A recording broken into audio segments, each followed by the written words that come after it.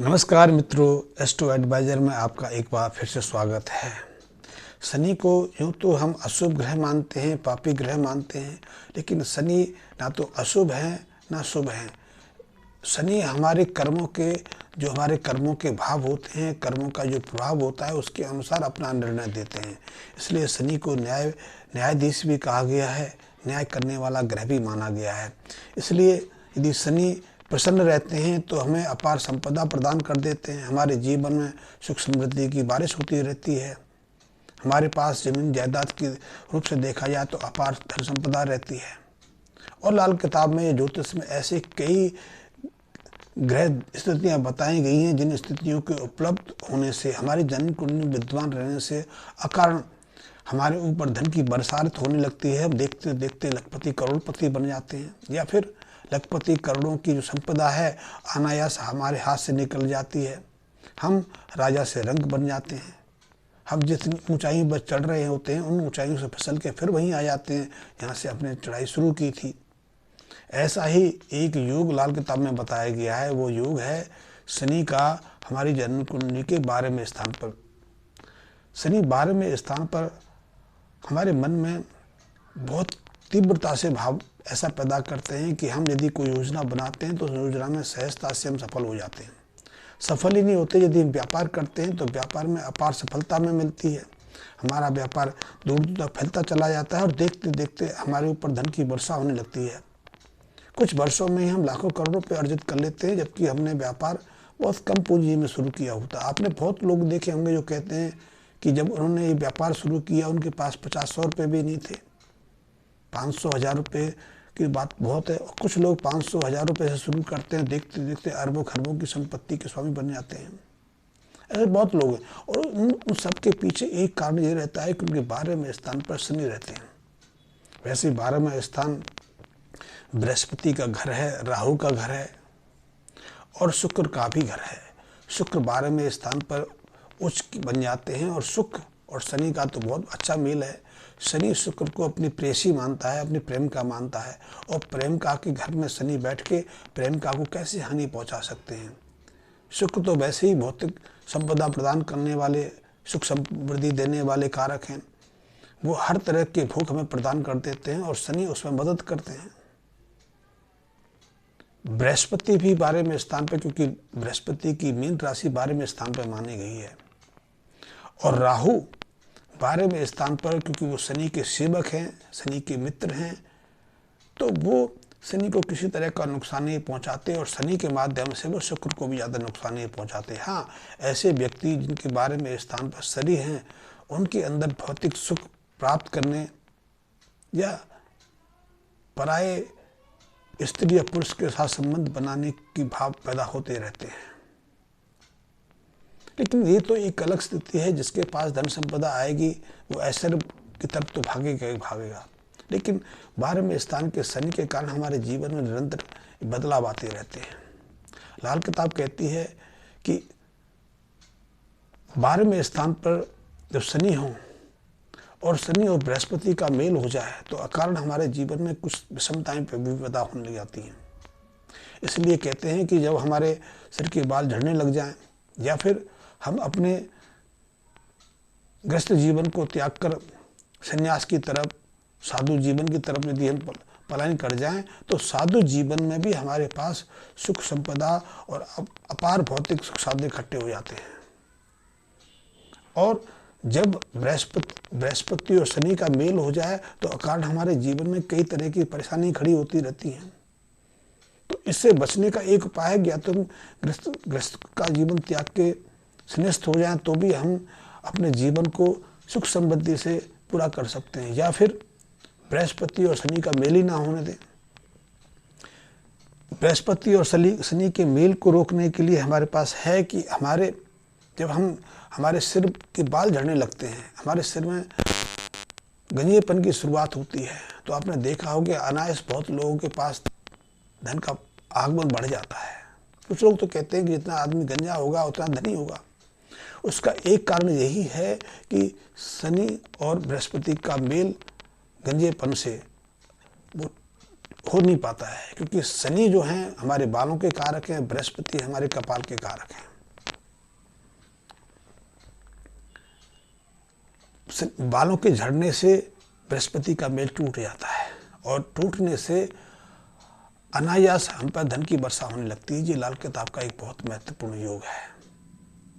आपने देखा होगा कि मंगलवार पर नाई अपनी दुकानें बंद रखते हैं।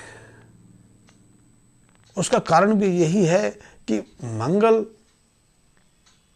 दोनों बृहस्पति और शनि के मेल को नहीं होने देता। शनि का उस्तरा मंगल के माध्यम से बृहस्पति और शनि के मेल को रोक देता है। इसलिए हमने कभी सोचा भी नहीं कि ऐसा क्यों होता है कि मंगलवार के दिन हमारे जो नाई हैं अपनी दुकानें क्यों बंद रखते हैं। उसके पीछे लाल किताब का ये सूत्र है। इसी तरह बहुत लोग मंगलवार, बृहस्पतिवार, शनिवार के दिन शनि की वस्तुओं का सेवन नहीं करते। शनि की वस्तु में जैसे कि मदिरा पान नहीं करते, मांस मच्छी अंडे का सेवन नहीं करते, दारू नहीं पीते, या पराई स्त्रियों के पास होटल क्लब आदमी जाने से बचते हैं। उसका कारण भी यही है कि बृहस्पति और शनि का मेल ना हो जाए। मेल होगा तो अकारण हमें कई तरह की बाधाओं का सामना करना पड़ेगा। आपने ये भी देखा होगा हमारे समाज में तो ये प्रचलन है कि बृहस्पतिवार के दिन स्त्रियां अपने बालों में साबुन नहीं लगाती। उसका भी यही कारण है कि साबुन के माध्यम से बृहस्पति और शनि का मेल ना हो जाए।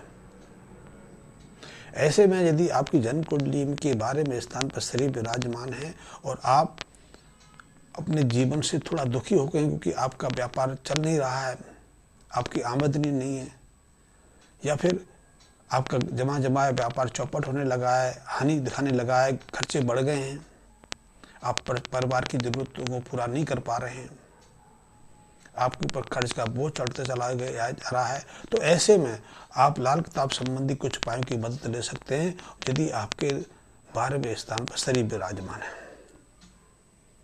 तो इससे बचने के लिए सबसे पहला उपाय तो यही है कि आप शनि की जो वस्तु हैं, मांस मछली अंडे का सेवन करने से बचें, शराब के सेवन से बचें, रात्रि निशाचरी जीवन जीने से बचें, क्लब ना जाएं, जुआ ना खेलें, शराब ना पिएं।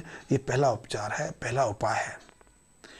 यदि आप ये करेंगे तो निश्चित रूप से आपके जीवन में, आपके व्यापार में जो एक गति रही थी वो गति यथावत रहेगी, उसमें किसी तरह गिरावट नहीं आएगी। दूसरा, आप झूठ ना बोलें।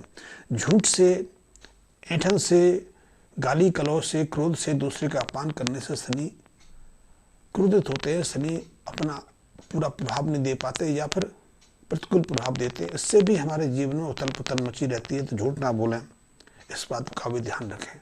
तीसरा, आप अपने घर यहाँ बनाएं, घर है तो उसके अंतिम जो हिस्सा है, उस अंतिम हिस्सा में दक्षिण तरफ एक कक्ष बना लें जिसमें अंधेरा रखें, प्रकाश की कम से कम संभावना रखें।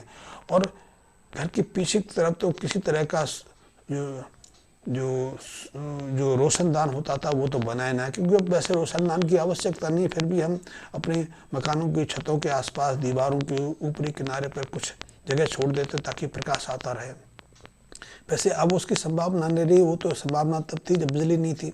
अब तो हर घर में, हर गांव में, हर जगह बिजली उपलब्ध है, तो हर कक्ष हमारा जगमग रहता है, प्रकाशमान रहता है। लेकिन एक कक्ष को आप कम से कम प्रकाशित रखें, ये बहुत महत्वपूर्ण है। इससे शनि जो हैं सक्रिय रहेंगे, आपके जीवन में किसी तरह की निर्धनता, किसी तरह की कृपणता नहीं आने देंगे। यदि ऐसे कक्ष में एक कक्ष दक्षिण दिशा की तरफ अंधेरा रखेंगे तो बहुत महत्वपूर्ण। और ऐसे में यदि आप एक वस्त्र, एक कपड़े में, यदि काला वस्त्र हो सकता है, लाल रंग का वस्त्र हो सकता है, उसमें 12 साबुत बादाम बांध के, ज़्यादा मात्रा भी हो सकता है, कम से कम 12 बादाम साबुत, उनको बांध के आप अपने दक्षिण जो अंधेरा कक्ष है उसमें स्थापित कर सकते हैं। ये आपके लिए बहुत महत्वपूर्ण होगा। इससे आज यदि आपके धन आगमन के मार्ग रुकने लगे हैं, व्यापार में गिरावट आ रही है, नौकरी में परेशानी हो रही है, या आपकी ज़मीन जायदाद पर किसी तरह की अड़चनें पैदा होने लगी हैं,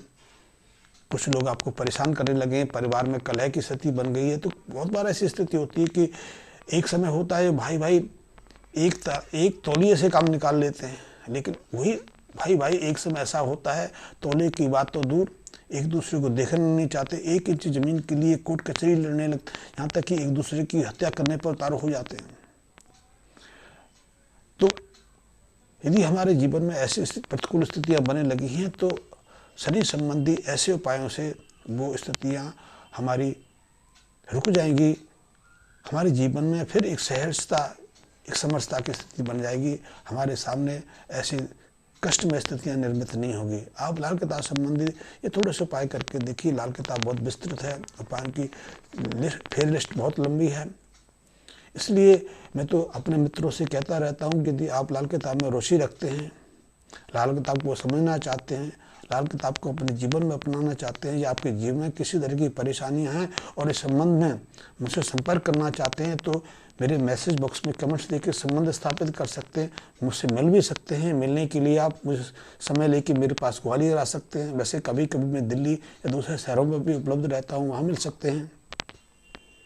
या फिर मेरे जो व्हाट्सएप नंबर है उस पर आप मैसेज कर सकते हैं, या फिर आप मुझसे फ़ोन पर बात करना चाहते हैं, अपनी की समस्या का निराकरण चाहते हैं, तो मेरे नंबर पर किसी भी दिन 3:30 बजे के बाद मुझसे संपर्क कर सकते हैं। और अंत में फिर मैं अपने मित्रों को कहूँगा कि मेरे मित्रों ने यदि मेरे चैनल को अभी तक सब्सक्राइब नहीं किया है तो उनसे अनुरोध है वो सब्सक्राइब कर लें, मेरे बेल आइकन को प्रेस कर लें, ताकि मेरा हर वीडियो उनको समय पर उपलब्ध हो सके, उसका नोटिफिकेशन आपको समय से मिलता रहे। धन्यवाद मित्रों।